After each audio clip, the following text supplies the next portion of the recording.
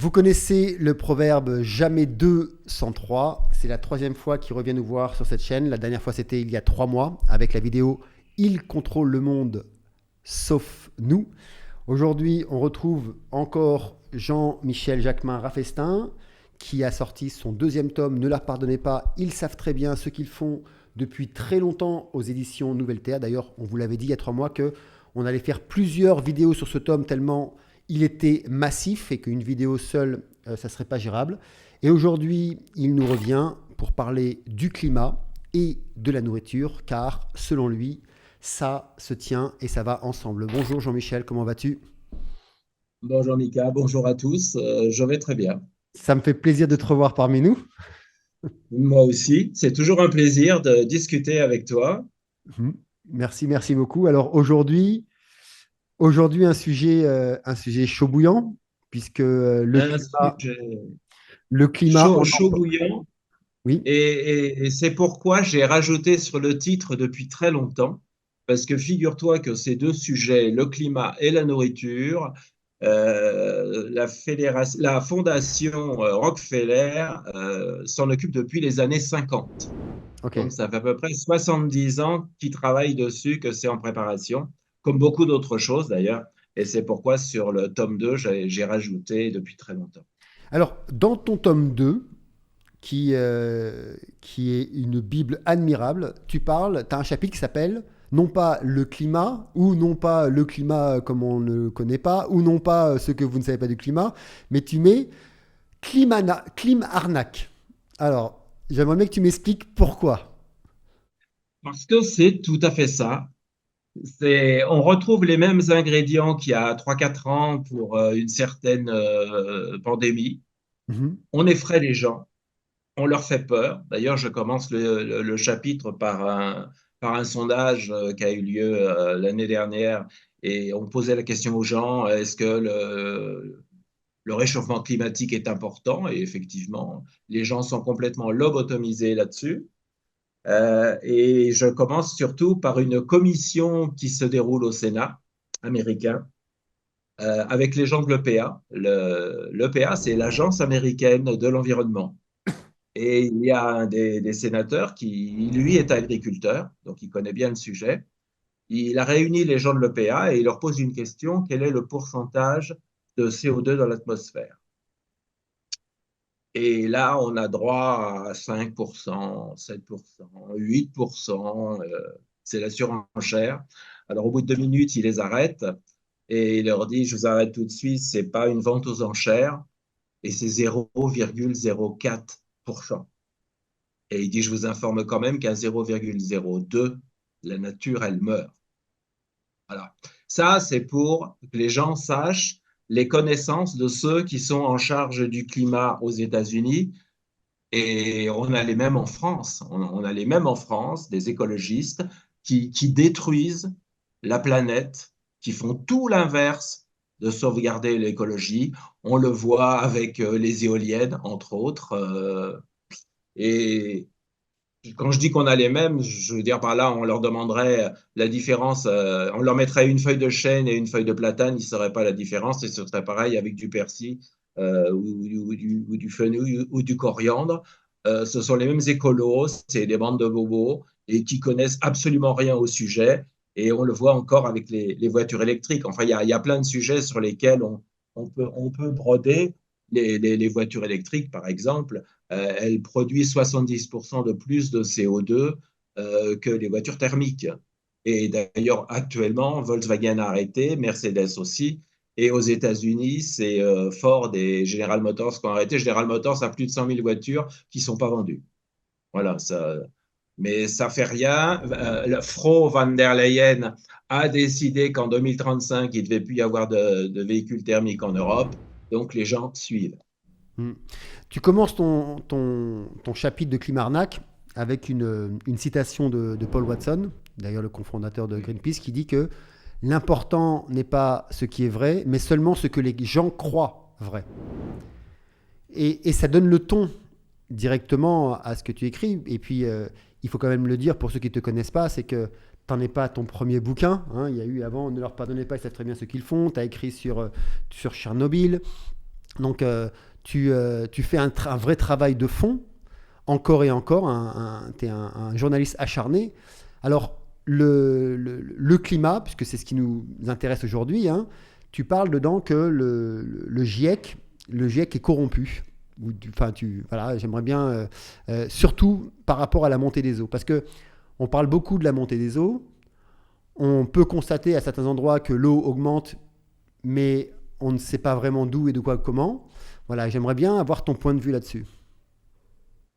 Je vais te donner mon point de vue sur les gentils idiots écologiques corrompus, le GIEC. Voilà. Effectivement. En plus, il y a un dernier rapport où la directrice française, Madame Masson, nous explique que ça pourrait augmenter de 15 mètres. Alors, tu as quand même Christian Gérondeau, qui est un spécialiste. Il faudra au moins 7500 ans pour que ça puisse augmenter de 15 mètres. Non, ça fait des années qu'on nous annonce. D'ailleurs, dans le livre, j'ai mis des exemples de journaux depuis 30-40 ans, hein, où on nous expliquait que ça allait disparaître complètement. L'Angleterre serait pratiquement engloutie. Enfin bon, des trucs vraiment catastrophiques. Les glaciers allaient disparaître. En 2007, on a l'ancien vice-président américain, celui par qui tout est arrivé, Al Gore, qui disait qu'en 2020, il n'y aurait plus de glaciers. Euh, Même le parc des glaciers aux États-Unis a enlevé ses pancartes comme quoi les glaciers allaient disparaître. C'est absolument n'importe quoi. Et on voit bien que toutes leurs prédictions, elles sont fausses. J'ai vu que tu avais trouvé des prédictions qui dataient de 1132. Exactement, elles sont dans le livre en C'est incroyable. 1132. 1132, En 1000, 1200, 1300. C'est un truc de voilà, malade, quoi. exactement. C'est de la durée, d'ailleurs, le spécialiste. Et en 1132, parlons-en, il faisait tellement chaud que l'on traversait le Rhin à pied. Oui. Alors, si les gens qui nous écoutent connaissent le Rhin, c'est assez difficile à imaginer qu'il n'y ait plus d'eau. Et si mes souvenirs sont bons, en 1132, il n'y avait pas de voiture thermique, il n'y avait pas de voiture à gasoil, il n'y avait pas d'avion, il n'y avait pas de tanker Exact. qui traverse la planète entière pour nous rapporter des tomates ou de l'agneau ou des agneaux de l'autre bout du monde. Et il faisait quand même très chaud. Et Et, d'ailleurs, sous les glaciers dans les Alpes, il y a des voies romaines. On trouve des voies romaines, ce qui prouve qu'à l'époque des Romains, il n'y avait pas de glaciers. Voilà. Donc, tu as aussi retrouvé que de 1538 à 1541, que toutes les rivières, enfin les rivières européennes étaient littéralement asséchées pendant 4 ans d'affilée. voilà, voilà. En 1556, c'était une sécheresse généralisée en Europe. Donc ok, donc on en est pas là, donc on est bien conscient qu'on n'en est pas là puisque c'est pas le cas. Donc du coup, cette montée des eaux, elle Et existe. ce qu'il faut savoir, c'est que dans les 25 000 dernières années, ce qui est rien à l'échelon de la planète, hein, Mhm. 5 milliards d'années, euh, il y a eu 9 fois la toundra en Europe et 9 fois des forêts de chênes. Les forêts de chênes, et puis après le froid, et puis après les chaleurs, et après le froid. Voilà.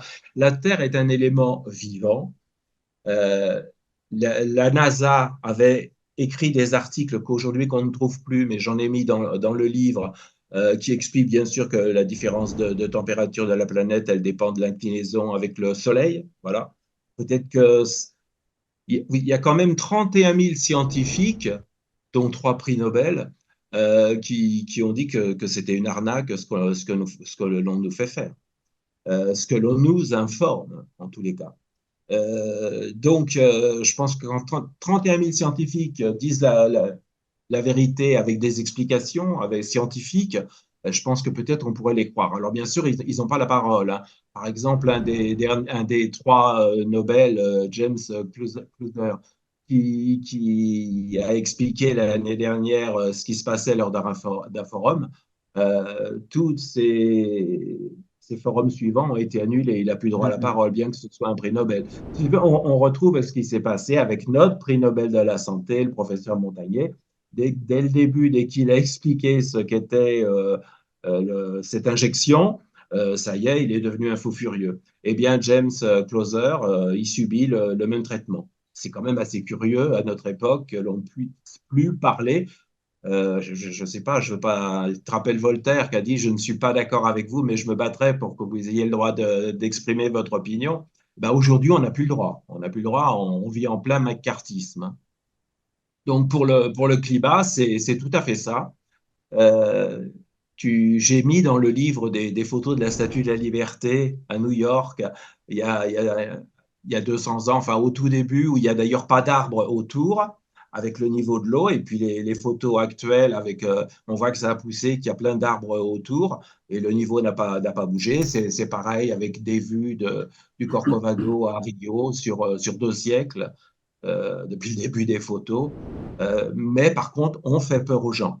Alors, quand les gens vont se réveiller, c'est peut-être à partir de 2027, parce qu'on va leur faire payer pour respirer, puisque à partir de Alors, attends, 2027, là, il faut que tu m'expliques, là, parce que tu annonces ça comme ça, tu le mets sur la table qu'on va nous faire payer pour respirer. Moi, j'ai besoin de savoir. Alors, attends, mais on va revenir là-dessus, hein. Garde-le, parce que avant, je voudrais quand même te demander, parce que d'un côté, effectivement, il y a tous les complots que l'on fait autour du climat, ok, pour pouvoir préserver des biens d'intérêt, enfin, ou des, euh, des biens de certaines sociétés ou compagnies, peu importe. Mais il y a quand même des faits. Je pense qu'on en avait déjà parlé une fois, on s'était appelé au téléphone, c'était un matin quand je me marchais sur la plage ici à Bali. Et on en avait parlé. Et il y a quand même des faits qui sont là. C'est que on ne peut pas non plus dire qu'il n'y a pas de montée des eaux. Nous, on le voit ici, hein, puisque nos mers, moi je suis surfeur, donc nos plages disparaissent, mais à vue d'œil. Elles disparaissent vraiment par l'érosion de l'eau qui vient. Donc la question à se poser, c'est ok, j'entends bien tout le complot climatique et puis aussi la pression que l'on veut faire sur les gens, la peur pour le contrôle, et c'est cohérent. Et donc ça voudrait dire que si je suis ton raisonnement, ou en tout cas tes recherches, c'est exactement ce qui s'est passé avec le Covid, c'est-à-dire qu'il y a une opportunité qui est en route. Comme là, bah, ça monte un petit peu parce que peut-être que, je sais pas, la Lune, elle tire plus l'eau d'un côté ou de l'autre pendant un temps. Peut-être que il pleut plus d'un côté ou de l'autre, on a un peu plus d'eau. Enfin, peu importe.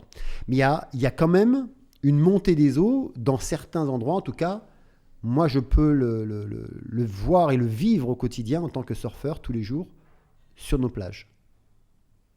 Donc, d'un côté, il y a cette montée qui n'est pas en fait dramatique en soi. On est d'accord, parce que la montée des eaux, il n'y a rien de dramatique. Ça a déjà été des maintes et maintes fois dans l'histoire de la Terre.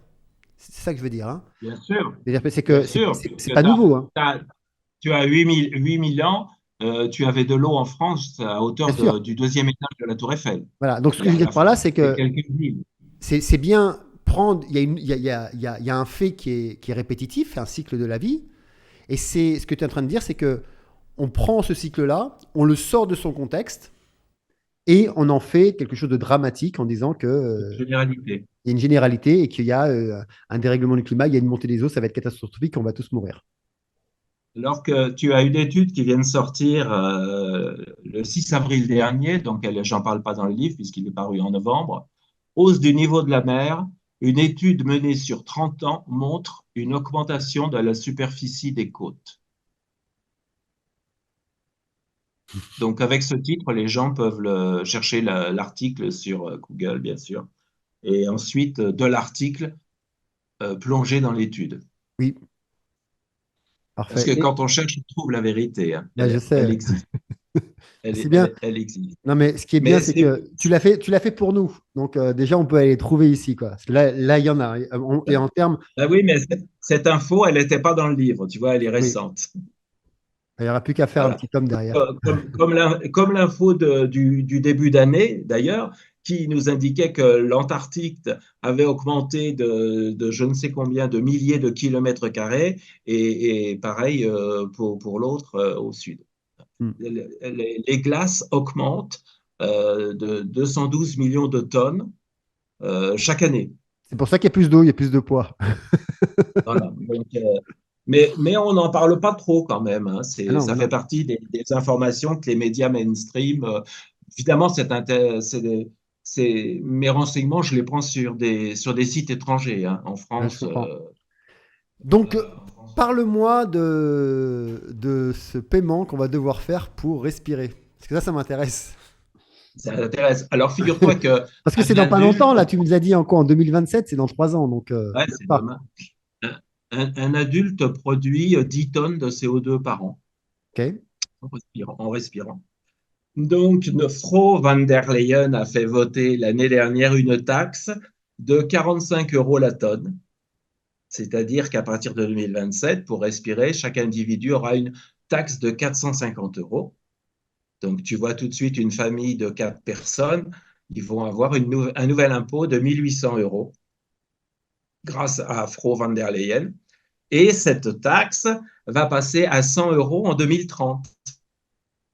Donc là, ça fera 1000 euros. Peut-être que ça va réveiller les gens. Parce Et puis, que, alors, ce qu'il faut savoir aussi pour nous, Français, on a énormément d'arbres. Pas autant qu'au Canada, mais on a exactement 11 milliards 500 millions d'arbres en France. Un arbre, ça capte entre 10 et 45 kilos de CO2 selon l'arbre. Il est évident qu'un chêne qui a 200 ans, il en capte beaucoup plus qu'un jeune peuplier qu'on vient de planter il y a 2 ans. Donc, la moyenne des calculs est faite par 25 kilos. Voilà. Donc, je vais laisser ceux qui nous écoutent multiplier 25 kilos par 11 milliards 500 millions. faites vos calculs. Et vous allez voir combien la forêt française capte de CO2 pour rejeter de l'oxygène. Et ensuite, je vous informe que la France, en 2022, elle a produit 402 milliards de tonnes de CO2. Voilà. Donc, 287 milliards 500 millions. Je viens de faire le calcul. est-ce, est-ce que ça vaut le coup que l'on paye?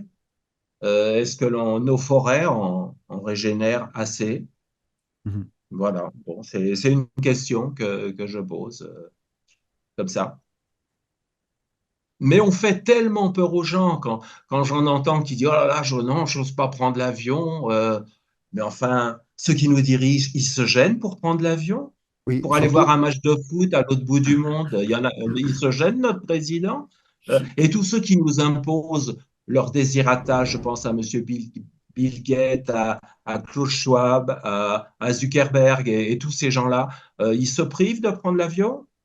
Et ils se privent de prendre de l'avion. On va y revenir après, côté nourriture, avec ce qui se passe à Davos aussi.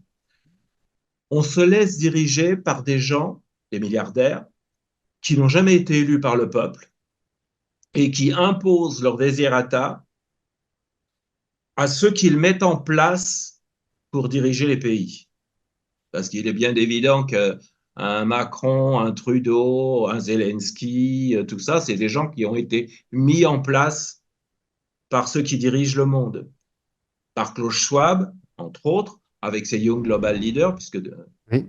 ces publicités sont des Young Global Leaders, à part le clown, là, mais tous les autres sont des Young Global Leaders, et qui sont mis en place. Il y a Dardenne en Nouvelle-Zélande, enfin, il y en a plein d'autres.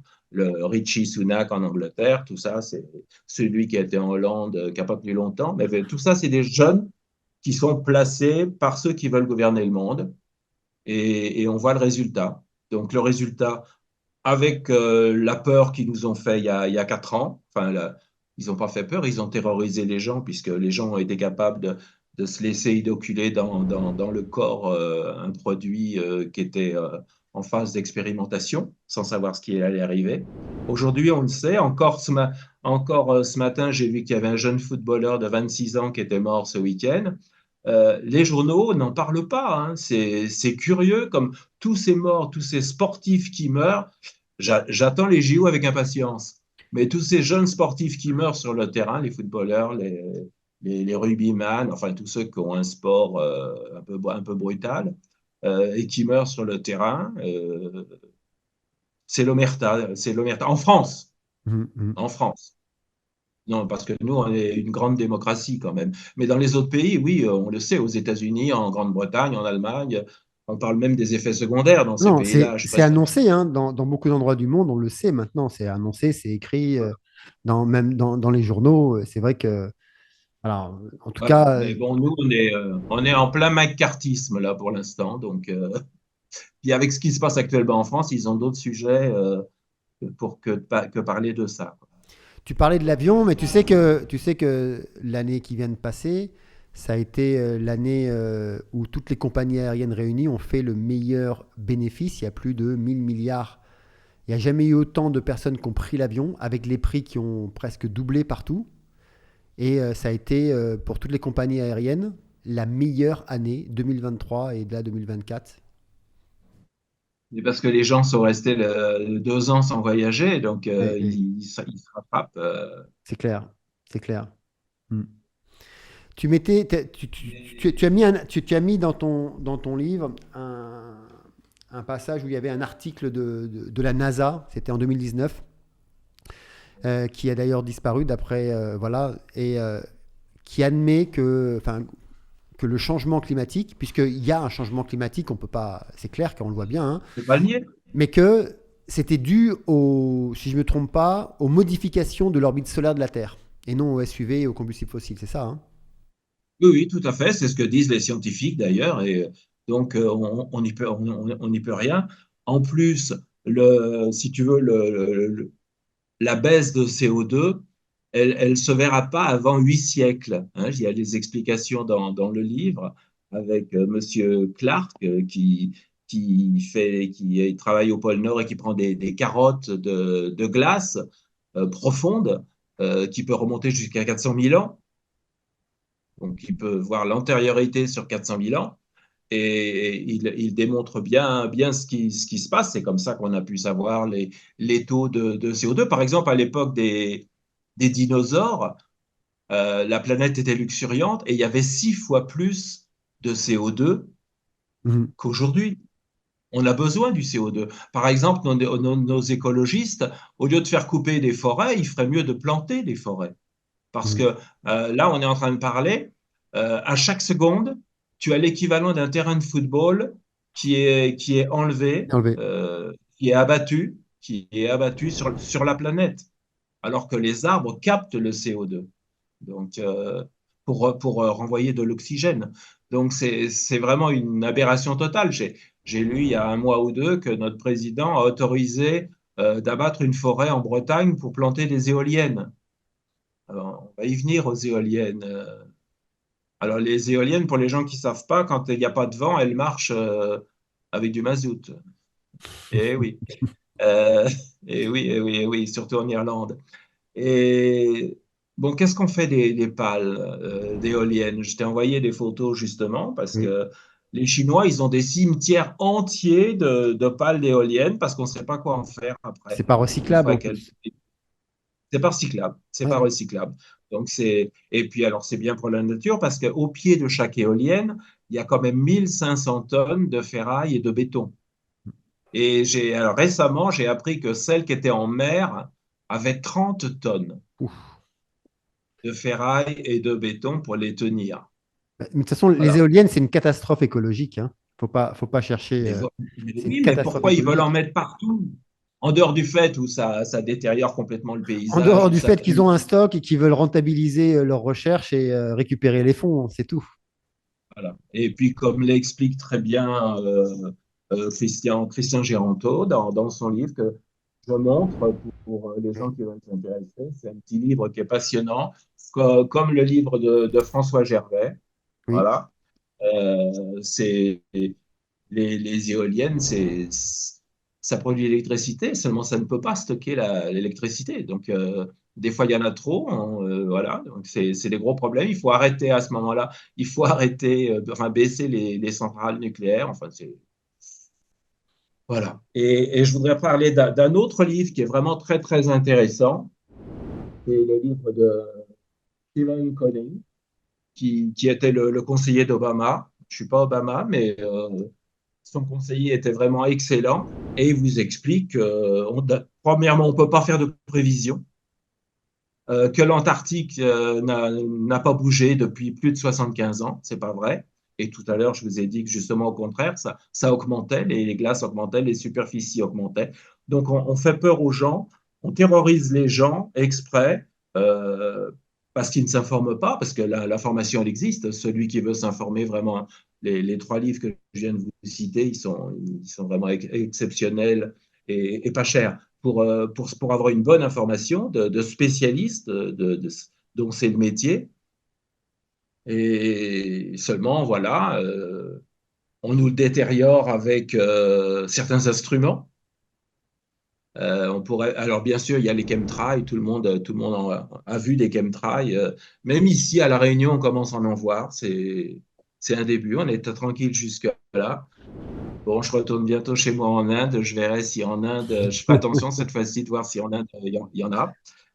Et puis, il y a ARP. Alors là, je vous conseille ce livre, il y a Ouais. quelques années. Il est absolument Voilà. magnifique ce livre. Un livre exceptionnel, qui a un prix exceptionnel aussi, parce que quand j'ai voulu en parler dans le livre, j'ai vérifié sur Amazon, il était à 280 euros. Moi, je l'avais payé 23 quand il est sorti. Et puis aujourd'hui, j'ai vérifié avant l'émission, il est à 145 euros. Mais il vous décortique vraiment ce qui est ARP.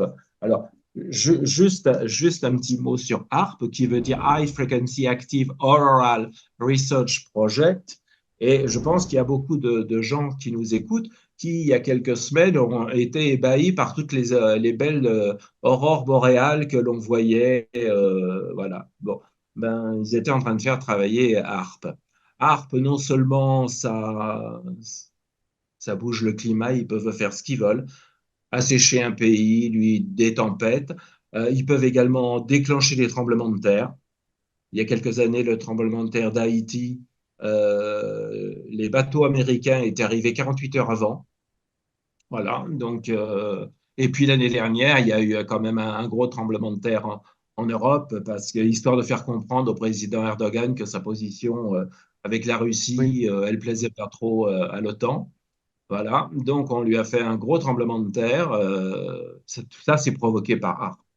Alors, il y en a qui Idriss Aberkan en avait parlé avec des explications, bien sûr. Bon, bah, il s'est fait tomber dessus à bras raccourcis, puisque quand on dit la vérité, on est forcément des complotistes.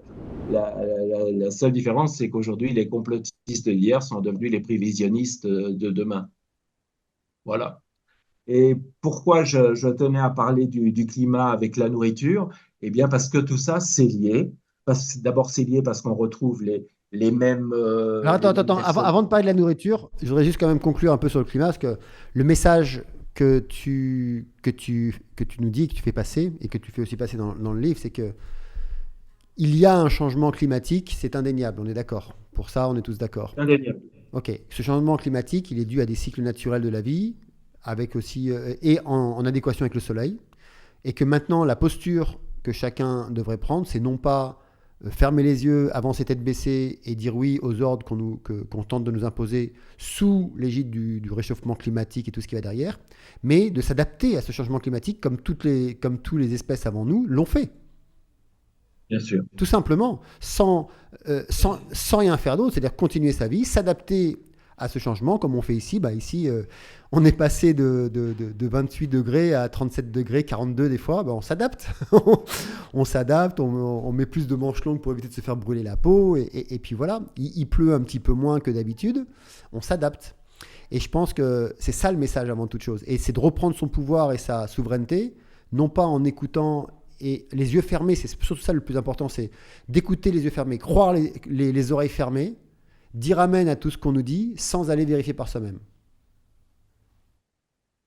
C'est tout à fait ça. Et de toute façon, d'après les scientifiques, peut-être que seulement 5% est imputable à l'homme et 95% est imputable au soleil. Donc ça ne fera pas grand-chose. Oui. Ceux qui veulent faire baisser le CO2, ça se verra dans 800 ans, Mhm. puisqu'il faut 800 ans pour qu'on voie le CO2 baisser. D'autre part, ce n'est pas si catastrophique que ça, dans le sens où sur les 3200 milliards de tonnes de CO2, nous en rajoutons que 16 par an. Nous en rajoutons exactement 32, mais les océans, la végétation, les arbres en captent, ce qui fait que nous n'en rajoutons que 16, ce qui est vraiment infiniment peu. Ça ne bouge pas beaucoup. Et justement, avec les histoires du professeur Clark et le carotène de glace, les carottes de glace qu'il fait, il a pu constater qu'il fallait 800 ans pour faire baisser, pour voir un changement, Mhm. ou baisser ou augmenter. Voilà. Et par exemple, pour la nourriture, on te dit qu'il faut réduire les cheptels parce que les vaches pètent. Oui, justement, en quoi est-ce que, puisque c'est ça aussi le sujet, c'est en quoi est-ce que la nourriture est liée euh, à l'arnaque du climat? La nourriture est liée parce qu'on veut nous la lier depuis 70 ans avec le climat, parce que ceux qui détiennent la nourriture, comme a dit Henry Kissinger, détiennent, c'est une pensée kissingerienne, détiennent le pouvoir. Mhm. Voilà. Et pourquoi ils sont en train de diminuer les cheptels? Oui, ça, je vais revenir parce que c'est trop drôle. Les vaches qui pètent, le CO2, non, ça n'a aucun rapport avec le CO2. Les vaches qui pètent, c'est du méthane.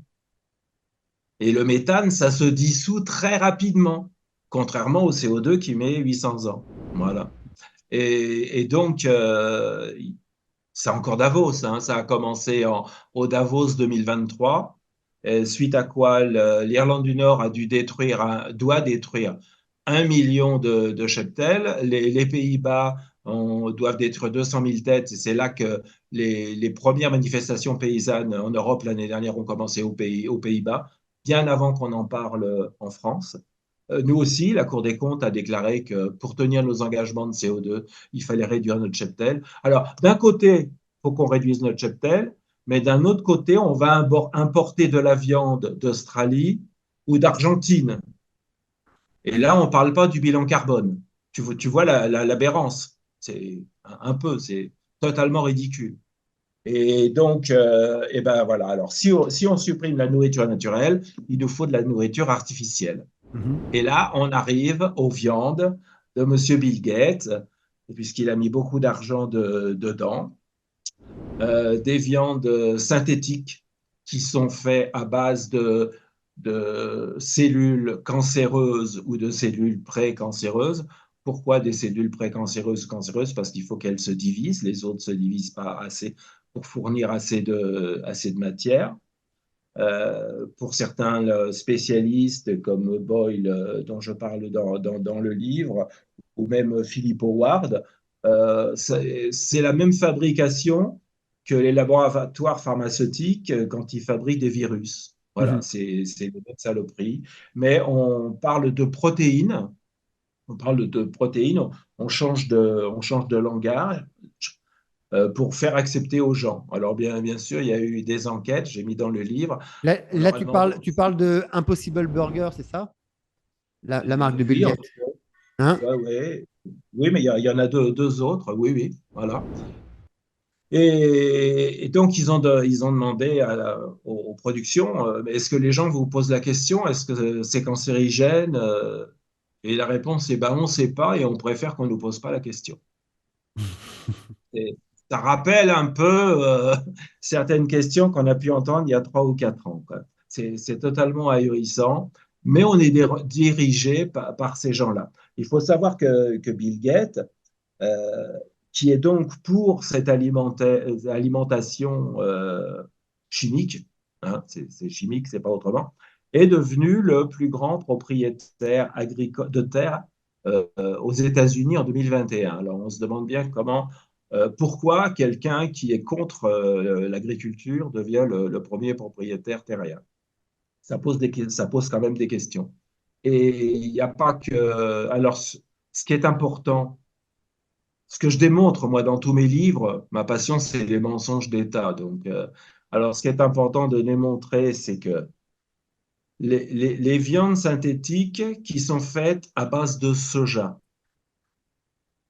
pour 1 kilo de viande synthétique à base de soja, il y a une production de 2,5 kg de CO2. Il y a des viandes synthétiques qui sont faites à base de pois. Pour des viandes synthétiques faites à base de pois, pour 1 kilo, il y a une production de 4 kilos de CO2.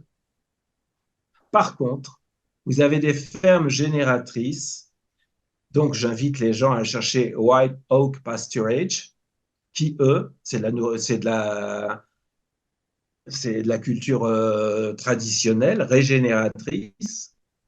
Et pour 1 kilo de viande, ils ont un négatif de 3,5 kg de CO2 parce qu'il y a régénération de la terre qui capte le CO2. Et ils le font comment ça?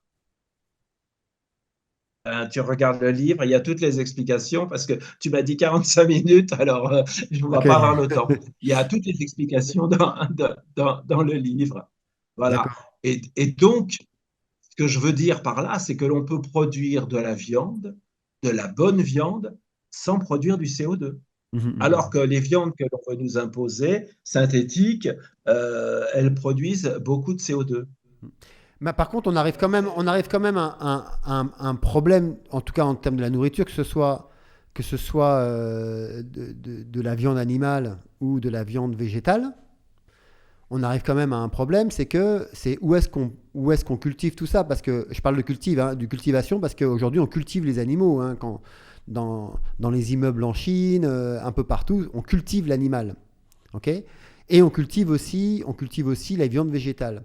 Mais à un moment donné, quand il n'y a plus de place, il n'y a plus de place. C'est-à-dire qu'il faut bien trouver des substituts à la nourriture pour nourrir les milliards et les milliards d'humains sur cette planète. Surtout qu'on va en progression, on n'est pas du tout en diminution ni en stagnation. C'est qu'à un moment donné, il faut bien de l'espace pour nourrir tous ces gens parce que les gens mangent en moyenne 2 à 3 fois par jour. C'est quoi la solution en fait? Enfin, je sais que tu n'en as pas, c'est pas à toi de me la dire, mais moi j'invite aussi à poser la question. C'est quoi la solution euh, entre tuer de l'animal, cultiver l'animal, tuer de l'animal, et cultiver, je ne parle pas de viande synthétique, hein, cultiver des végétaux pour en faire comment ça s'appelle, des produits végétaux pour pouvoir manger en tant que substitut animal. Elle est où? C'est quoi la solution du coup? Parce qu'à un moment donné, on va plus pouvoir. On en est à construire des immeubles pour mettre des animaux dedans. Et des immeubles, c'est des 40, 50 étages. C'est énorme quand même. Donc c'est où la solution? Enfin, je sais que tu n'as peut-être pas la réponse, mais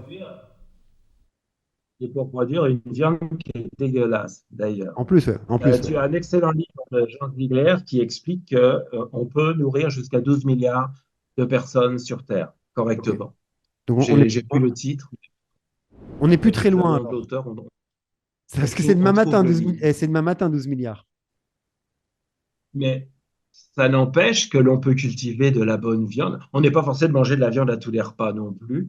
Tout à fait. D'ailleurs, ils vont nous rationner sur la viande déjà, comme ils vont nous rationner sur le reste d'ailleurs.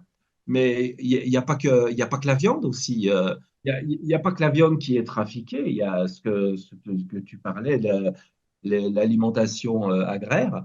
Tu as 4 sociétés dans le monde qui ont le monopole de 60% à peu près sur notre alimentation, hein. Donc, on a Bayer qui a Mhm. racheté Monsanto, tu as BASF, tu as Corteva et Sinochin, la chinoise. Tu as aussi les sociétés industrielles qui produisent, pardon, 30% de produits alimentaires sur 75% des terres, ce qui veut dire que l'on a 70% de production alimentaire qui est produite sur 30% des terres seulement, les petits agriculteurs. Et ça, c'est en train de périr. On voit les problèmes en France. Par exemple, en 1994, tu avais 1 350 000 agricoles, paysans en France. Aujourd'hui, on en a 350 000. On en a perdu 1 million. Voilà. Parce que on fait venir de l'étranger. Tu sais qu'en France, on a un agriculteur qui se suicide par jour, quand c'est pas deux. Hein, puisqu'au dernier salon agricole, ils ont parlé de 2 agriculteurs qui se suicident par jour en France. Et c'est partout dans toute l'Europe, ils veulent absolument réduire le monde agricole Ouais, pour importer d'autres pays. ou alors pour développer une autre forme d'agriculture. C'est-à-dire que Et développer une autre forme d'un côté, on réduit d'agriculture. les agriculteurs, on importe ce qui reste, et ensuite on développe une autre forme d'agriculture où on garde le contrôle, quoi. On développe une autre forme, j'en parle dans le livre, je ne sais plus le nom de l'Américain qui a énormément de terres et qui dit qu'à partir de 2030, tout sera robotisé dans l'agriculture. Il n'y aura plus besoin d'humains pour produire la nourriture. Hmm. Quel monde? Dis-moi, tu parles aussi dans ton livre, dans le chapitre de la nourriture, des insectes.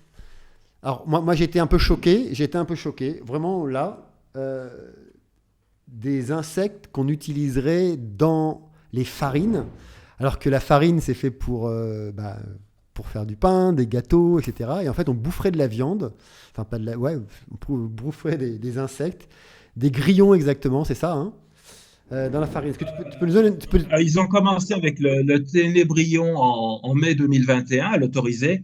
Mais bon, bien sûr, en mai 21, il y avait un sujet beaucoup plus préoccupant, donc on n'en a pas entendu. Ensuite, il y a eu l'Augusta migratoria, qui est le criquet, qui a été autorisé en novembre 21. Tout ça, c'est grâce à Fro van der Leyen, encore. Ok. Et puis, dernièrement, c'est celui qui a fait parler de lui, c'est l'Acheca domesticus, c'est le grillon domestique.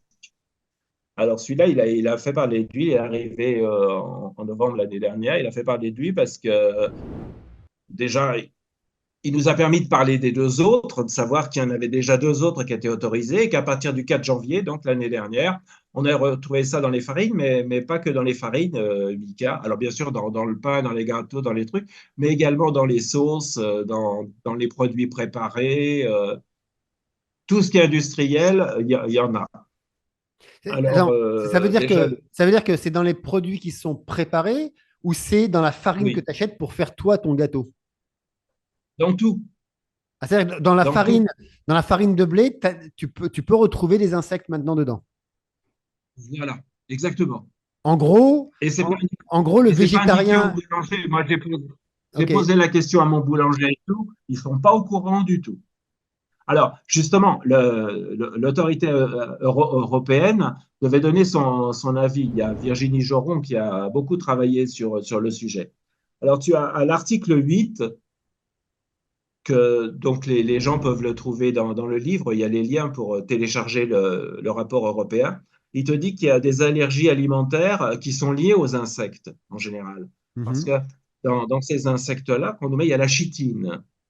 Oui. La chitine, c'est c'est- c'est un bon aliment pour le cancer, si tu veux. Voilà, pour développer des cancers, pour développer des champignons, des maladies. En plus, dans le dernier, qui a été autorisé, c'est-à-dire le grillon domestique, il n'aurait jamais dû être autorisé parce que dans 1 kilo de grillon domestique, il y a 5 milligrammes de cyanure. Donc déjà, il n'aurait pas dû être autorisé. Voilà. Et j'avais reçu un courriel d'un lecteur qui m'avait indiqué que c'est que ces trois insectes servaient à nourrir les reptiles dans les laboratoires ou les reptiles domestiques. Il y a des gens qui ont des reptiles chez eux et les nourrissent avec ces insectes. Et je trouvais que c'était un peu gros. Et non, c'est la vérité, puisque dans le livre, j'ai mis le rapport du NIH, donc le ministère de la Santé américain, qui fait justement un rapport sur les insectes. J'ai pas mis la partie sur les blattes parce qu'on n'y a pas encore droit. On va attendre un peu pour bouffer des blattes. Ah. Et, mais j'ai mis le rapport en entier sur ces trois insectes. Et puis à la fin du rapport, j'ai souhaité bon appétit à mes lecteurs.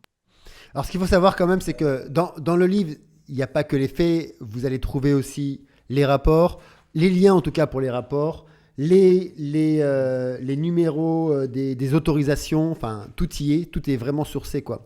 Alors, ce qui est étonnant, c'est parce que, enfin,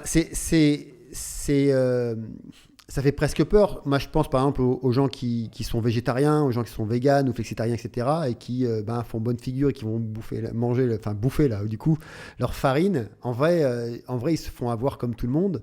Et surtout que tu mets, enfin, c'est dans l'article 9 qui a marqué qu'en fait, il n'y a pas besoin d'étiquetage. C'est-à-dire que c'est pas obligatoire de spécifier qu'il y a des insectes dans ces farines. C'est ça.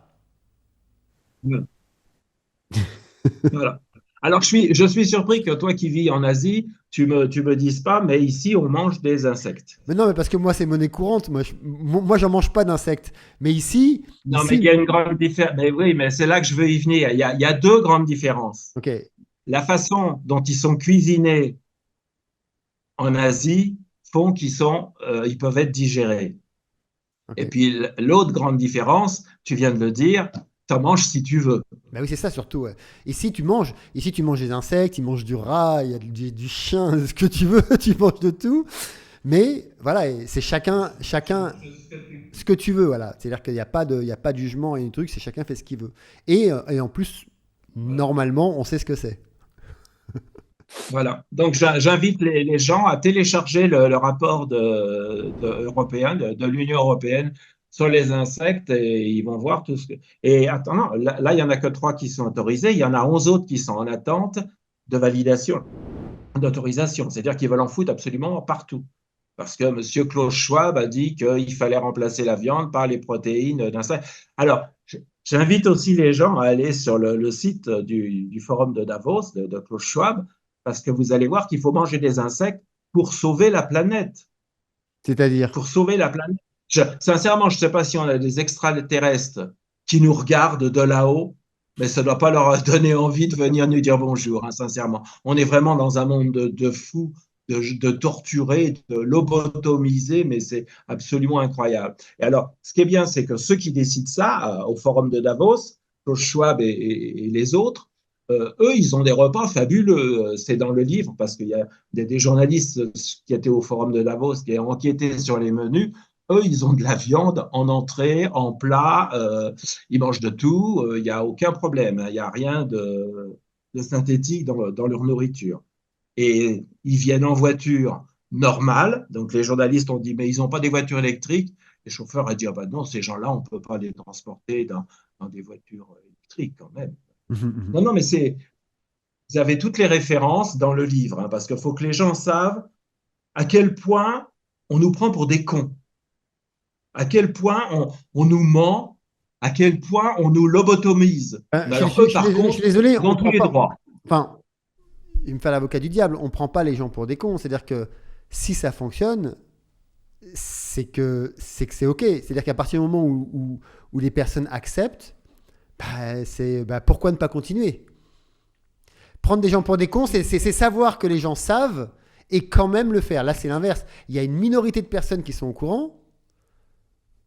Seulement, quand maintenant, si ces personnes, s'il y a plus de personnes qui sont au courant et qui continuent à accepter et à avancer, oui, là, c'est prendre les gens pour des cons. Mais aujourd'hui, on ne les prend pas pour des cons. Aujourd'hui, ils ne savent pas, tout simplement. Ils ne sont pas au courant. Et je rajouterais, il y en a très peu qui veulent savoir. Non, non, j'ai juste histoire d'eux. Il y en a très peu qui veulent savoir ou qui prennent le temps de savoir ou même qui s'en foutent complètement. Et qu'un jour, sauf que le jour où ça en tombe dessus, comme pendant en 2020, ben là, ils sont affolés, quoi. On m'a transmis un article la semaine dernière. Les huîtres produisent du CO2, un danger pour la planète. Mais tu te rends compte? C'est génial. Les huîtres, danger pour la planète. Ben c'est du même niveau que tous les articles que j'ai collectionnés sur du style si vous dormez avec les stores, vous risquez d'AVC, si vous jardinez, risque d'AVC, si vous lacez vos lacets de chaussures, risque d'AVC, si vous mangez de la feta, risque d'AVC. Mon Dieu, pauvre monde. On fait quoi, Jean-Michel? Donc On y met le feu? voilà ce qu'on est en. Et on a parlé des viandes, j'ai pas eu le temps de parler du lait synthétique, parce qu'il y a le lait synthétique qui est fait à base de tissu mammaire aussi, Et- qu'on retrouve dans les glaces. Alors là, je suis désolé pour ceux qui aiment ça, Ben et Jerry, Ok. voilà, avec du lait synthétique. Alors produit toujours par des milliardaires, hein. Il y a Bill Gates qui a mis de l'argent dedans, il y a Zuckerberg, il y a l'anglais qui a sa compagnie d'aviation, là. Enfin, voilà, que ces gens-là, toujours, les mêmes qui sont en train de se construire des bunkers pour l'année prochaine. Je précise parce que vu toutes les informations que j'ai, je suis assez inquiet pour l'année 2025. C'est-à-dire. Alors, sans rentrer Ben, dans le c'est tout. sujet, là tu en Sans as dit rentrer dans le trop pas détail, assez. bah, écoute, Bah, écoute, maintenant qu'ils ont vacciné les trois quarts de la planète, et c'est pas moi qui le dis, c'est la Chambre des Lords à Londres en décembre 21, puisque c'était dans mon premier livre, les gens qui ont trois doses n'ont plus de système immunitaire. Donc, ils vont pouvoir balancer un virus encore plus méchant que le premier, et comme ça, ils vont pouvoir effectuer la dépopulation de la planète qu'ils veulent, et qu'ils annoncent là aussi depuis très longtemps. Depuis très longtemps. Et le professeur Montagnier l'avait dit d'ailleurs, dès le début de la pandémie. Et je pense que l'année 25 va être difficile. J'espère me tromper, mais quand tu vois que tous ces milliardaires se font construire des bunkers et vont être planqués l'année prochaine, c'est qu'il y a bien une raison. Tu sais que tous les fonds Rothschild ont été vendus à la Bourse de Paris, Mm. là, Oui, mais récemment. oui, ça non, c'était l'année dernière, ça. Enfin, ça a été déjà annoncé. Mais la chose, c'est que il y a, euh, il y a une forme de dichotomie parce que d'un côté, ok, 2025, il peut se passer un génocide, mais de l'autre côté, il y a des objectifs à 2030, comme par exemple, comme tu le mets dans ton bouquin, de faire en sorte que tout le secteur agricole soit autonome, enfin automatisé plutôt qu'autonome. Et donc, voilà, il y a quand même des objectifs à long terme. Donc, c'est difficile de penser que il va y avoir, enfin, oui, je sais que c'est demain, ouais. Mais tu vois, donc pour moi, si tu veux, à un moment donné, c'est difficile de penser qu'il va y avoir un génocide rapide alors qu'il y a des projets à long terme. Des gros projets, et en plus des gros projets à long terme. Tu vois, c'est des gros projets, comme par exemple le changement alimentaire, l'agriculture en autonomie dans le monde, etc., sans compter les autres projets sur l'éducation, etc., tout ce qu'il y a. Il y a quand même des choses qui sont... Il y a des vues du futur qui sont courtes, hein, c'est à court terme, c'est dans 7 ans. Donc, je me pose quand même la question que qu'est-ce qui pourrait se passer entre maintenant et 7 ans de dramatique par ces mêmes personnes? Tu vois, il y a un truc qui va pas, là, ici dans le maillon. Enfin, je sais, voilà, Ben, déjà, tu as, notre fou furieux du gouvernement qui fait tout pour déclencher une guerre. Hmm. Oui, oui. Je trouve que le président Poutine mérite le prix Nobel de la patience, parce qu'il y a le petit roquet français quand même qui arrête pas, qui arrête pas. Je suis bien dedans parce que c'est le sujet de mon prochain livre. Je suis en train de le terminer d'ailleurs, donc j'ai appris plein de choses dessus. Et je le trouve. On a de la chance d'avoir Poutine parce qu'on aurait Medvedev. Il y a longtemps que ça aurait pété en Europe déjà. Hmm, hmm, Donc, tu sais que tu as déjà plus de 500 000 Ukrainiens qui sont décédés, enfin, hmm, hmm. Ah oui, plus les soldats russes. Tout ouais. ça pour rien, pour rien. Je rappelle juste qu'en mars 22, un mois après, il y avait déjà un protocole d'accord qui avait été signé entre l'Ukraine et la Russie. Et c'est Boris Johnson qui a pris l'avion pour dire à Zelensky, non, ne signe pas, n'avalise pas, on est derrière toi. Voilà. Et cette guerre, elle est prévue depuis 30 ans. Je l'explique dans mon prochain livre. Ça fait 30 ans qu'elle est scénarisée. Donc, bon, bah déjà, ils Elle vont se avoir un finit petit peu comment plus cette guerre? de temps. Elle se finit comment normalement cette guerre? Je ne dirais pas comment elle se finit. Non, parce Je ne sais qu'elle est pas, quoi. scénarisée, Je moi ne j'aimerais sais bien pas savoir la comment elle se fin. finit. J'aimerais bien savoir la fin. Ils appuient sur les boutons ou ils appuient pas? On pourrait regarder les prédictions de Nostradamus, il en parlait, hein. C'est clair. Non, mais c'était juste Et pour les me donner une prédictions de idée. Nostradamus, Paris est détruit quand même. C'est clair. Bien, bah écoute, Jean-Michel, en tout cas, je te remercie. Qu'est-ce que... J'ai juste, attends, Mika, j'ai juste oublié une chose puisqu'on a parlé des insectes et les gens vont voir que tout est relié. Les insectes sont nourris avec quoi? Avec de l'oxyde de graphène, le fameux oxyde de graphène que l'on trouve dans les vaccins. C'est-à-dire, vous n'êtes pas fait vacciner parce que vous ne vouliez pas de cette saloperie dans votre corps. Vous allez le Bah, manger. vous allez quand même en avoir par la nourriture, voilà. Et alors, les gens qui nous écoutent, je pense qu'ils vont être intéressés. Je vais leur donner le numéro du brevet parce que c'est un brevet chinois. C'est le CN 109 49 73 53 B. Et ils vont voir qu'il y a du graphène dans la préparation des aliments, des insectes. C'est-à-dire que non seulement on bouffe de la farine d'insectes, mais on ingère du graphène. Et le graphène, je le rappelle, c'est 100 fois plus solide que l'acier, mais c'est surtout 100 fois plus conducteur d'électricité que le cuivre. Et donc, on fait comment Voilà. pour Et éviter ça? Du coup, comme on on fait a comment tous pour nos petits éviter ça? téléphones, Si tu t'es pas fait, si t'as tu pas cultives voulu, les légumes de ton jardin maintenant. super, ben moi, Tu cultives les légumes je vais mourir de faim, hein, j'ai et, pas la main verte. et tes poules et tes lapins. Ouais, bah, je vais mourir de faim. Un, j'ai pas la main verte. Deux, je mange pas de viande. Alors là, je suis mal barré. Tu manges Bon, bah, des écoute, œufs? non, mais c'est pas Mange grave. des œufs.